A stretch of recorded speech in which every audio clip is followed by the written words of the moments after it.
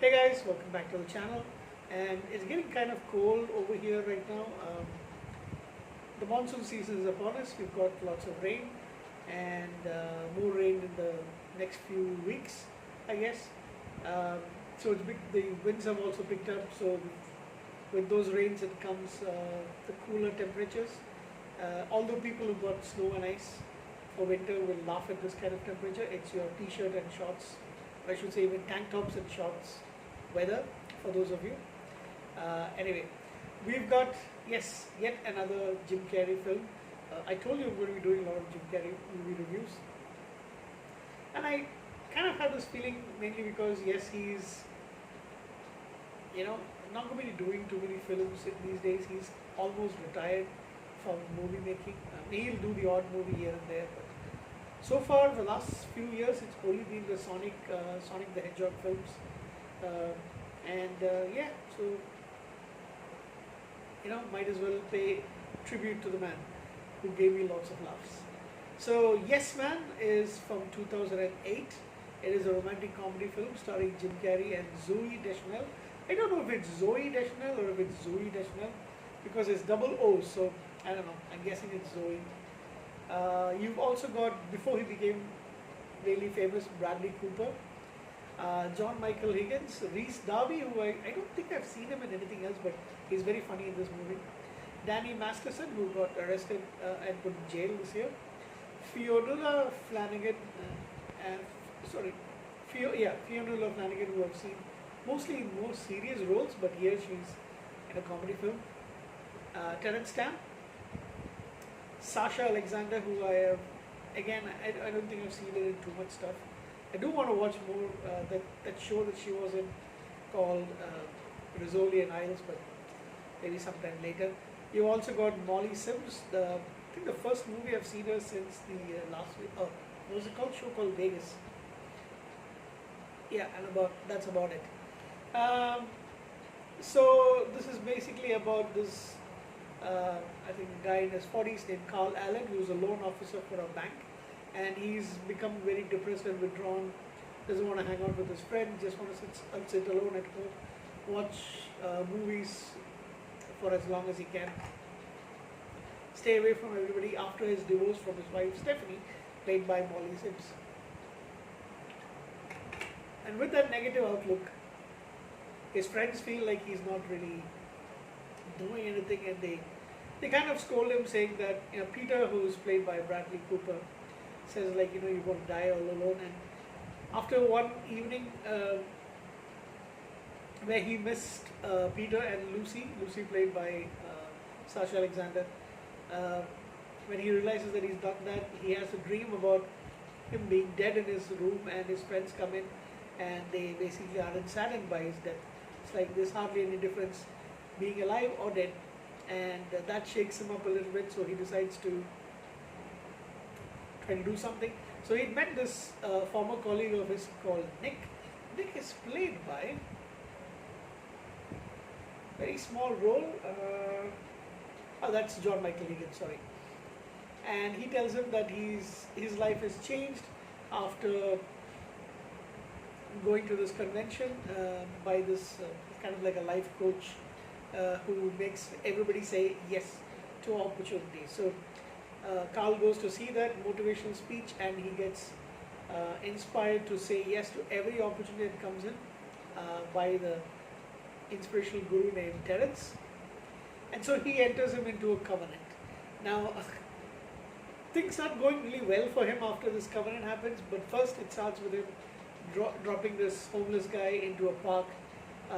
But there he's stranded, he's out of gas. As he makes his way to from the park to a gas station, he meets with Zooey Deschanel's character named Allison. She's a very quirky, unorthodox lady. She gives him a ride up back to the park, and while they're talking there, she gives him an impulsive kiss.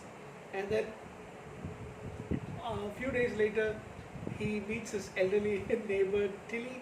After helping him, she offers him oral sex as a release. And when he experiences some bad luck, falls down the steps and almost gets bitten by a dog, he decides to go back and offers to have himself to her, he enjoys it.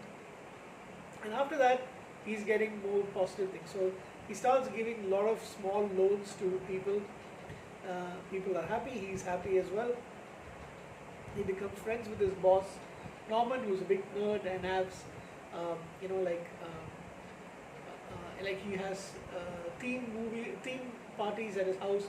So if they watch a Harry Potter film, everybody's got to dress up as characters from Harry Potter. If they have a Lord of the Rings kind of thing, was it Lord of the Rings? Yeah, you will have, you know, people dressed up as that, etc., etc.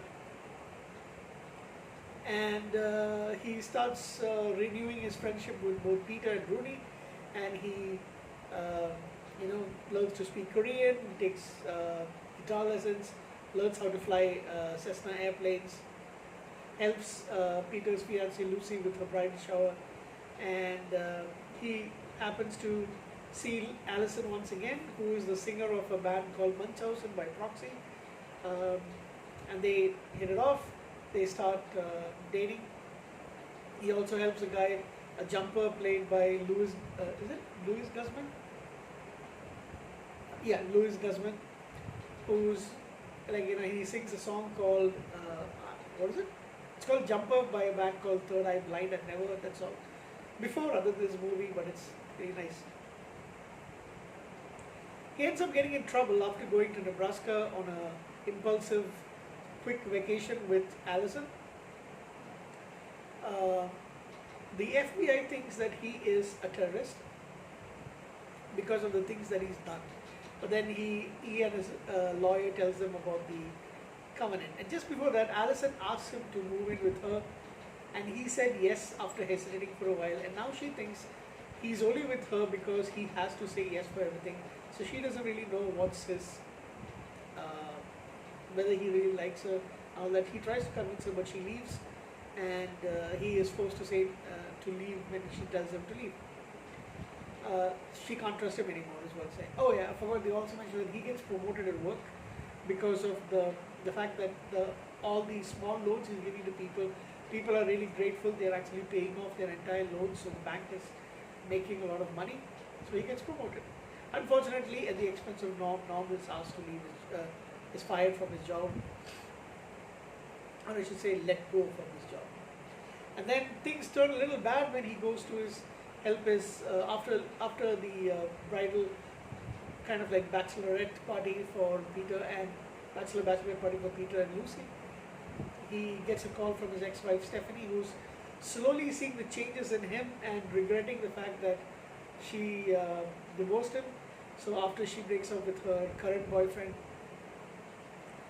he goes to her apartment to help her, but she starts coming on to him, and then he says no to sex, and then things start taking over. So he goes to meet the inspirational coach, motivational